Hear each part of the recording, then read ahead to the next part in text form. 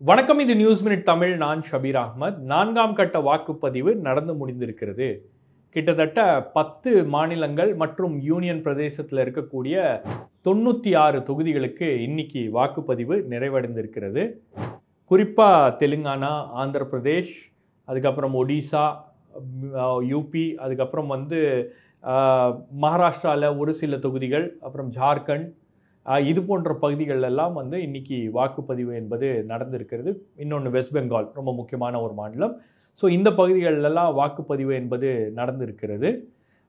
காலையிலேருந்தே நீங்கள் பார்த்துருப்பீங்க பல்வேறு செய்திகள். குறிப்பாக தெலுங்கானாவில் ஹைதராபாத்தில் பிஜேபியுடைய கேண்டிடேட் மாதவி லதா ஒரு போலிங் ஸ்டேஷனுக்குள்ளே போய் அங்கே இருக்கக்கூடிய பெண்கள், ஹிஜாப் அணிந்து இருக்கக்கூடிய பெண்கள், புர்கா போட்டிருக்கக்கூடிய பெண்கள்கிட்ட அவங்களுடைய அடையாளங்களை கேட்டது. அது ஒரு வயலேஷன். அதற்காக அவர் மீது வழக்கு என்பதும் தொடுக்கப்பட்டிருக்கு.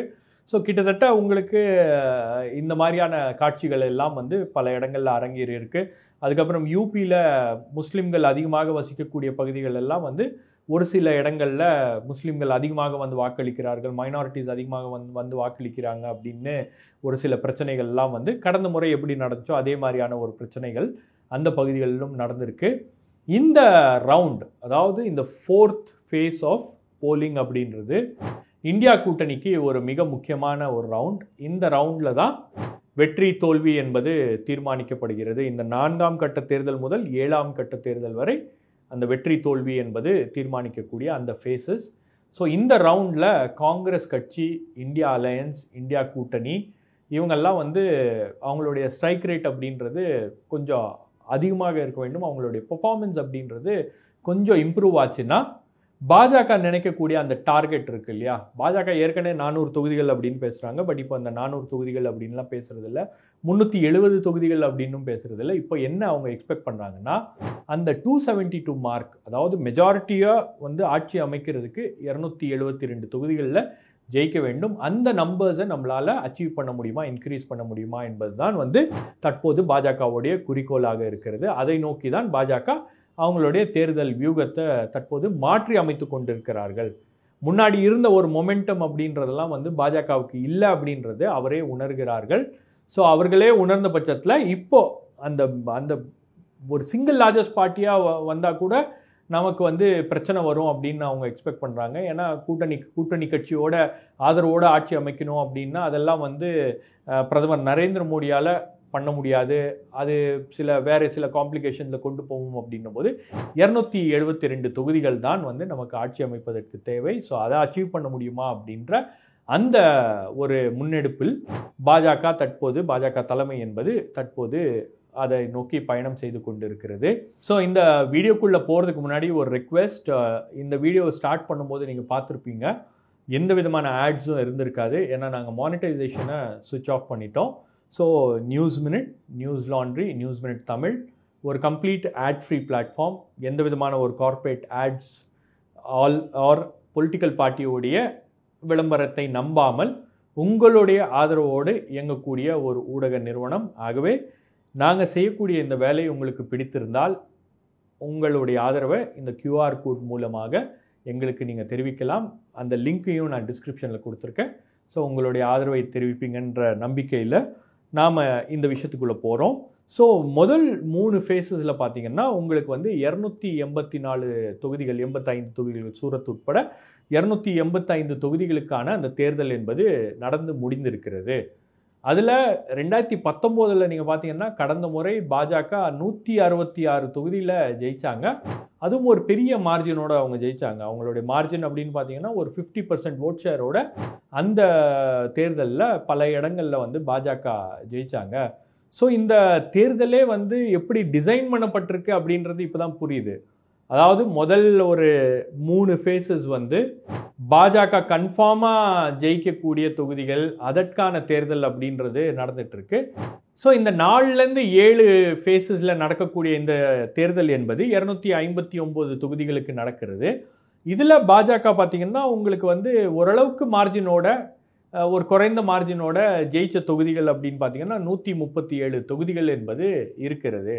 அப்போ இந்த 137 தொகுதிகளும் அவங்க ஒரு 30% மார்ஜினோட ஜெயிச்சிருக்காங்க, பல இடங்களில் கொஞ்சம் அதிகமான மார்ஜினோடு ஜெயிச்சிருக்காங்க. ஸோ இந்த எலெக்ஷனை டிசைன் பண்ணியிருக்கக்கூடிய விதமே வந்து பாஜகவுக்கு இது சாதகமாக அமைய வேண்டும் அப்படின்ற அடிப்படையில் தான் அதை செய்திருக்கிறார்களா அப்படின்ற ஒரு சந்தேகமும் எழுகிறது இதெல்லாம் பார்க்கும்போது.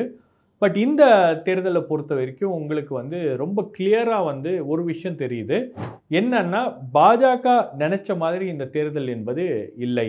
பாஜக என்னென்ன திட்டங்கள்லாம் போட்டிருந்தாங்களோ அந்த திட்டங்கள் என்பதெல்லாம் வந்து பெரிய அளவுக்கு எடுபடவில்லை. ஸோ பாஜக ராம் மந்திர் அப்படின்ற ஒரு பெரிய விஷயத்தை கையில் எடுத்தாங்க. அதுக்கு ஒரு மொமெண்டம் கிரியேட் பண்ணணும்னு பார்த்தாங்க. பட் அந்த மொமெண்டம் பெரிய அளவுக்கு வந்து உங்களுக்கு இந்தியா முழுவதும் அது வந்து ஒரு மக்களை வந்து ஓட் பண்ண வைக்கிற ஒரு ஃபேக்டராக மாறலை. ரெண்டாவது, பாஜகவுக்கு பெரிய தலைவலியாக மாறி இருக்கக்கூடிய விஷயங்கள் அப்படின்றது 3 விஷயங்களை நான் பார்க்குறேன். ஒன்று வந்து வேலைவாய்ப்பின்மை. உங்களுக்கு வேலைவாய்ப்பு அப்படின்ற ஒரு பிரச்சனை பல்வேறு பகுதிகளில் அது ஒரு மிகப்பெரிய பிரச்சனையாக மாறி இருக்கிறது, மிகப்பெரிய தேர்தல் பிரச்சனையாக மாறி இருக்கிறது. மக்கள் அதை பற்றி பேசுகிறார்கள். ரெண்டாவது வந்து உங்களுக்கு விலைவாசி உயர்வு, இன்ஃப்ளேஷன் அப்படின்றது ஒரு பெரிய சர்ச்சையாக மாறி இருக்கிறது. கிட்டத்தட்ட உங்களுக்கு விலைவாசினால் பாதிக்கப்பட்ட செக்ஷன்ஸே இருக்க முடியாது. அப்போ எல்லார் மத்தியிலும் அந்த அதிருப்தி என்பது தொடர்ந்து இருந்து கொண்டே இருக்கிறது. மூன்றாவது வந்து காங்கிரஸுடைய மேனிஃபெஸ்டோ வந்து பிரச்சனையாகும் அப்படின்னு தெரிஞ்சதுனால தான் பிரதமர் நரேந்திர மோடி அந்த ஃபர்ஸ்ட் 3 phases அதிக அளவு அவர் அட்டாக் பண்ண விஷயம் அப்படின்னு பார்த்தீங்கன்னா அது காங்கிரஸுடைய மேனிஃபெஸ்டோ தான். இந்த மேனிஃபெஸ்டோ முஸ்லீம் லீக்குடைய மேனிஃபெஸ்டோ போல் இருக்கிறது. இந்த மேனிஃபெஸ்டோவில் உங்களுடைய வெல்த்தை வந்து பிடுங்கிடுவாங்க, உங்களுடைய பணத்தை வந்து காங்கிரஸ் பிடுங்கி முஸ்லீம்களுக்கு கொடுத்துரும் அல்லது இந்த வந்தேரிகளுக்கு கொடுத்துரும் அப்படின்ற அளவுக்குலாம் வந்து ஒரு பிரச்சாரத்தை அவர் செய்ததன் விளைவு இந்த காங்கிரஸ் மேனிஃபெஸ்டோ என்னதான் இருக்கு அப்படின்றது பலரும் வந்து அதை பார்க்க ஆரம்பிச்சிருக்காங்க, பலரும் அதை விவாதிக்க ஆரம்பிச்சிருக்காங்க. தொடர்ந்து காங்கிரஸ் கட்சியுடைய அந்த பிரச்சாரத்துக்கு ஏதோ ஒரு இடத்துல ஒரு சின்ன என்ன சொல்றது, ஒரு பாசிட்டிவ் இது வந்து காங்கிரஸுடைய மேனிஃபெஸ்டோ தொடர்பாக பல்வேறு தரப்பினரும் வந்து அதை படிச்சிருக்காங்க, பல்வேறு தரப்பினர் அதை விவாதித்து கொண்டிருக்கிறார்கள். அப்படின்னும் போது இதெல்லாம் வந்து பாஜகவுக்கு ஒரு பிரச்சனையாக மாறி இருக்கிறது. இன்னொன்று, உங்களுக்கு இந்த ஃபேஸை பொறுத்த வரைக்கும் உங்களுக்கு கிட்டத்தட்ட பாஜக வந்து அவங்களுடைய கூட்டணி கட்சிகளுடைய ஆதரவு அப்படின்றது தான் வந்து ரொம்ப முக்கியமான விஷயமாக இருக்கிறது இந்த ஃபேஸை பொறுத்த வரைக்கும். குறிப்பாக அவங்களுக்கு வந்து தெலுங்கானாவிலையும் ஆந்திர பிரதேஷ்லையும் டிடிபி, பவன் கல்யாண் போன்றவர்கள்லாம் வந்து அங்கே போட்டிடுறாங்க. பாஜக கூட்டணியில் இருக்காங்கும் போது அவங்க சரியாக பெர்ஃபார்மன்ஸ் பண்ணணும், அவங்க நல்லா பெர்ஃபார்ம் பண்ணணும். அது மட்டும் இல்லாமல் பாஜக இந்த முறை எதிர்பார்க்கக்கூடிய இடங்கள் அப்படின்றது ஒரு சில பகுதிகளில் பாஜக சீட்ஸ் எக்ஸ்பெக்ட் பண்ணுறாங்க. ஒன்று வந்து தெலுங்கானா, ஏன்னா கடந்த முறை 4 சீட்ஸை தெலுங்கானாவில் வின் பண்ணாங்க. இந்த முறை வந்து அந்த டேலியை இம்ப்ரூவ் பண்ணும் அப்படின்னு பாஜக விரும்புகிறாங்க. அதனால் தெலுங்கானாவில் கூடுதல் தொகுதிகள் வருமா அப்படின்றது அவங்களுடைய ஒரு எதிர்பார்ப்பாக இருக்கிறது. அதை ஒட்டி பாஜக வந்து பல்வேறு விதமான வேலைகளை பார்த்துருக்காங்க. அதனுடைய பலன் கிடைக்குமா அப்படின்றது ஒரு எதிர்பார்ப்பு. தெலுங்கானாவில் பொறுத்த வரைக்கும் நான் ஏற்கனவே சொல்லியிருக்கேன், உங்களுக்கு அங்கே ஒரு மும்முனை போட்டி இருக்கிறது.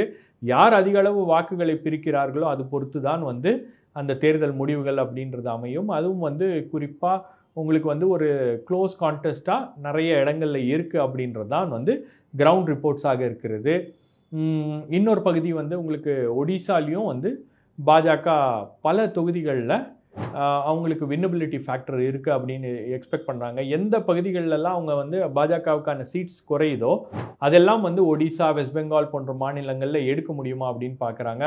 மகாராஷ்டிராவில் இந்த ரவுண்ட் ஆஃப் எலெக்ஷன்ஸில் குறிப்பாக பார்த்தீங்கன்னா உங்களுக்கு அந்த மராட்டா கோட்டா ஸ்ட்ரகிள் நடந்துச்சு இல்லையா, அந்த தொகுதிகள்லாம் வந்து தேர்தலுக்கு போகிறது. குறிப்பாக அந்த பீட், அதுக்கப்புறம் வந்து உங்களுக்கு ஜலானா போன்ற அந்த டிஸ்ட்ரிக்ட், அந்த தொகுதிகள்லாம் வந்து உங்களுக்கு தேர்தல் நடக்குது அப்படின்னும் போது அந்த மராட்டா அஜிடேஷன் அப்படின்றது வந்து ஒரு பெரிய போலரைசிங் ஃபேக்டராக மாறி இருக்கிறது. அப்போ அதனுடைய தாக்கம் எந்த அளவுக்கு இருக்கும் அப்படின்றத பார்க்கணும். கடந்த முறை மகாராஷ்டிராவில் பாஜக எடுத்த அதே இடங்கள் இந்த முறை எடுக்க முடியாது.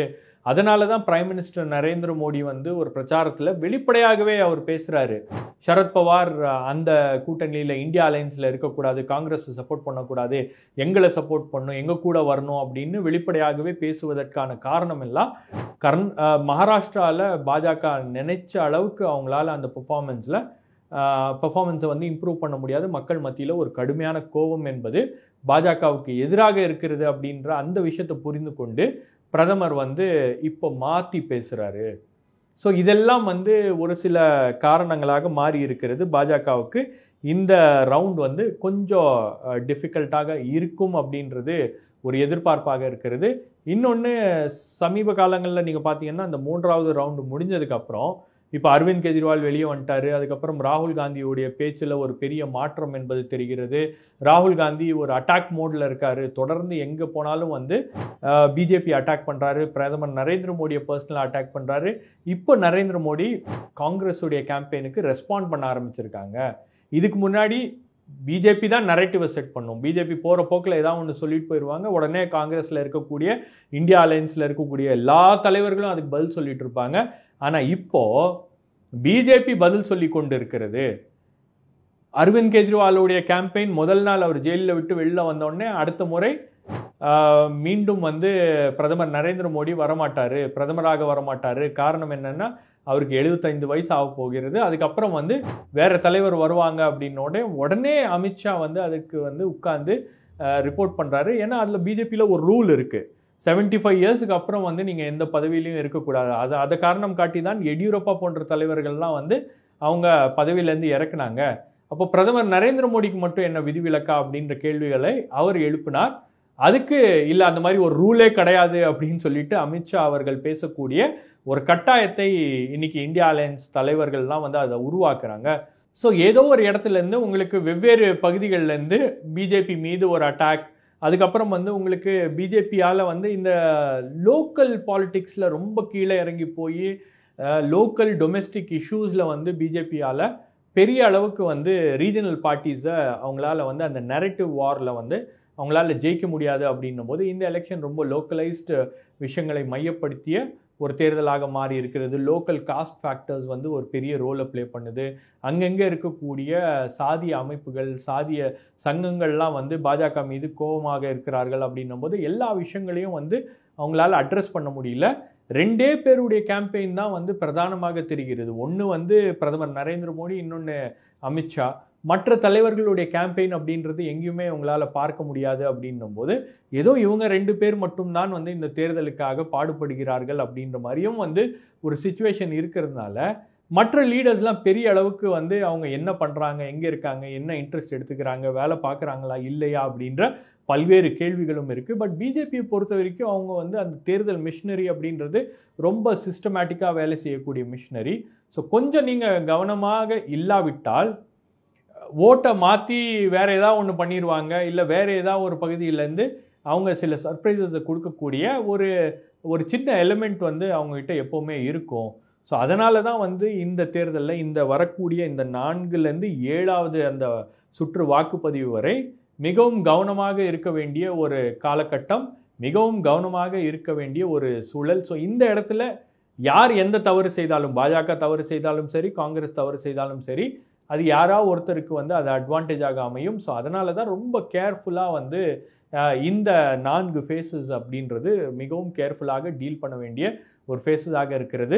பட் இந்த 4வது ரவுண்ட்லேருந்து உங்களுக்கு அந்த பாஜக மீதான அட்டாக்கை வந்து இந்தியா அலையன்ஸ் லீடர்ஸ் கொஞ்சம் ஸ்டெப் அப் பண்ணியிருக்காங்க. கொஞ்சம் கூடுதலான அந்த அட்டாக் இருக்குது. இப்போ பாஜக ரெஸ்பாண்ட் பண்ணிட்டு இருக்கக்கூடிய ஒரு சூழலில் இவங்க கொண்டு வந்து நிறுத்தியிருக்காங்க அப்படின்னும் போது அதுவே வந்து இந்தியா அலையன்ஸுக்கு ஒரு நரேட்டிவை செட் பண்ணுறதுக்கு ஒரு மிகவும் முக்கியமான விஷயமாக இருக்கிறது. ஸோ வரக்கூடிய நாட்களில் இந்த இந்த இந்த நரேட்டிவ் செட்டிங் வாரில் என்ன நடக்க போகிறது அப்படின்றத நம்ம கூர்ந்து கவனித்து கொண்டிருப்போம். 2வது, இந்தியா லீடர்ஸுடைய பர்ஃபார்மன்ஸ் அப்படின்றது இனி வரக்கூடிய இந்த ஃபேஸஸில் தான் ரொம்பவே ஒரு முக்கியமான தருணமாக இருக்கிறது. ஸோ பாஜகவை தடுத்து நிறுத்த வேண்டும் அப்படின்னா வரக்கூடிய இந்த 4 கட்ட வாக்குப்பதிவு என்பது ஒரு வாழ்வா சாவா என்ற போராட்டம் தான். அதை எதிர்க்கட்சிகள் எப்படி செய்ய போகிறார்கள் அப்படின்றத நம்ம பொறுத்திருந்து பார்ப்போம். ஸோ ஓரளவுக்கு அந்த எதிர்க்கட்சியுடைய கேம்பெயினுக்கு ஏதோ ஒரு இடத்துல அங்கங்கே சில பகுதிகளில் அந்த மொமெண்டம் கிடச்சிருக்கிறது நம்ம பார்க்குறோம். இது நிச்சயமாக பிஜேபிக்கு ஒரு பேட் நியூஸ் தான். வேறொரு நிகழ்ச்சியில் சந்திக்கிறேன். நன்றி, வணக்கம்.